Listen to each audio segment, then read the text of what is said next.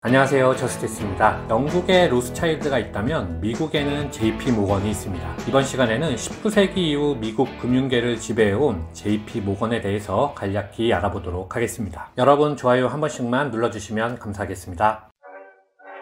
1838년 세계 금융의 중심지 런던에서 주니어스 스펜서 모건이 로스차일드의 홍보 대리인이며 미국 출신의 사업가인 조지 피바디의 동업자가 되면서 이야기가 시작됩니다. 피바디 은행은 영국 내 유일한 미국인 회사였기 때문에 후진적이던 미국의 금융시장에 영국의 선진 금융 문화를 적용하며 자국의 금융계를 장악해 나갔죠. 그리고 10년 뒤 스펜서 모건이 후손이 없던 피바디의 은행을 인수한 후 그는 회사의 이름을 주니어스 스펜서 모건 상사로 바꿨습니다. 그리고 로스차일드의 파트너도 되었죠. 한편 스펜서는 영국으로 가기 1년 전인 1837년에 미국에서 아들 존 피어폰트 모건을 낳았는데 그가 바로 우리가 일반적으로 알고 있는 JP 모건입니다. JP 모건은 독일의 괴팅겐 대학교에서 수학하였고 학업을 마친 뒤에는 뉴욕으로 돌아와 아버지 회사의 계열사에서 근무하였습니다.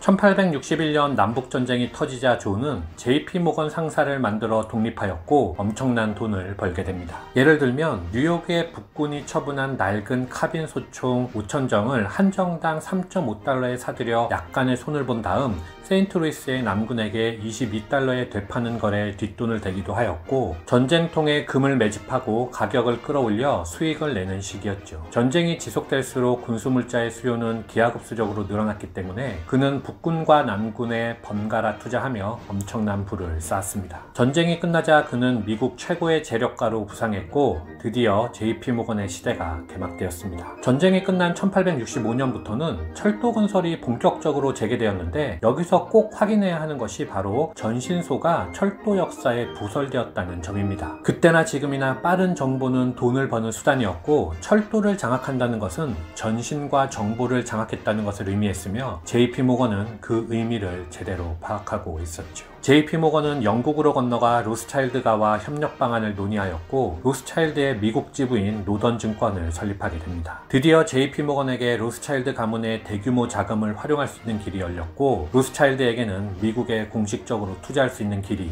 열린 것이었죠. 참고로 이때 로스차일드가 JP 모건과 함께 미국으로 보낸 대리인이 바로 러일전쟁 편에서 소개해드린 바 있는 쿠넨 롭사의 대표이사 제이콥 시프입니다. 이 말은 약 30년 뒤 발생하는 러일전쟁의 배후에도 로스차일드가 있었다는 의미가 되죠. 다시 돌아와서 1869년부터 JP 모건의 노던증권은 로스차일드의 자금을 활용하여 철도 회사들의 지분을 장악해 나갔습니다. 그리고 1877년 철도왕 코넬리어스 벤더빌트가 사망했을 때 JP 모건은 벤더빌트의 뉴욕 센트럴 철도 주식을 월스트리트가 아닌 런던 시장에서 영국 투자자들에게 상당한 금액으로 팔아내는 수완을 발휘했으며 동시에 본인이 뉴욕 센트럴 철도의 이사가 되었는데 이는 미국 은행가들이 기업의 이사회에 진출하게 되는 출발점이 됩니다. 이후 JP 모건은 200여 개가 난립하던 철도 회사를 끊임없이 인수합병하여 1880년대가 되면 철도 회사를 9개의 대기업으로 합병하는 주도적 역할을 하였습니다.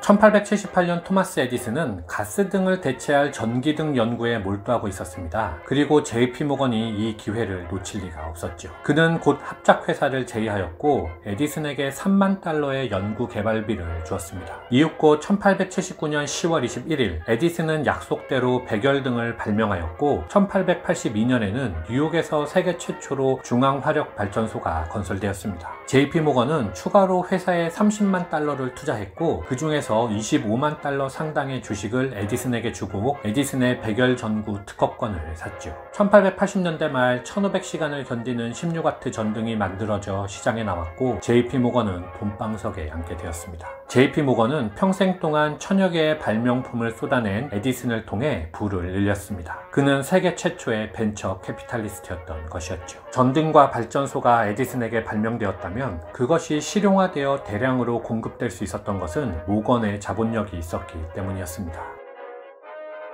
1907년 10월 21일 월가는 구리광산 주가의 대폭락을 신호탄으로 공황이 시작되었습니다. 정부는 어떠한 대책도 내놓지 못하고 있었기 때문에 월가의 은행가들이 구조를 요청한 것은 모건이었습니다. 그는 주요 금융인들을 불러 개별 행동을 금지시킨 후 투신사와 은행의 구제 계획을 내놓았죠. 그리고 자기 은행을 포함한 몇몇 은행에서 실제 금리를 파격적으로 끌어내린 10%의 조건으로 긴급 자금을 마련하였습니다. 100%의 금리에도 돈을 빌릴 수 없었던 시기에 10%의 금리를 제공해준 JP모건은 신과 같은 존재가 되었죠. 이후 그는 자금이 떨어진 뉴욕 증권거래소를 지원하였고 공무원에게 월급 줄 돈마저 떨어진 뉴욕시를 도왔으며 다른 투신사를 설득하여 구제기금을 만드는 등 정부를 대신하여 공황을 극복해 나갔습니다. 그리고 이듬해 6월 경기 침체는 멈춰섰죠. 이렇듯 중앙은행이 없던 시절 미국의 중앙은행 역할은 JP모건이 했다고 볼 수 있겠습니다.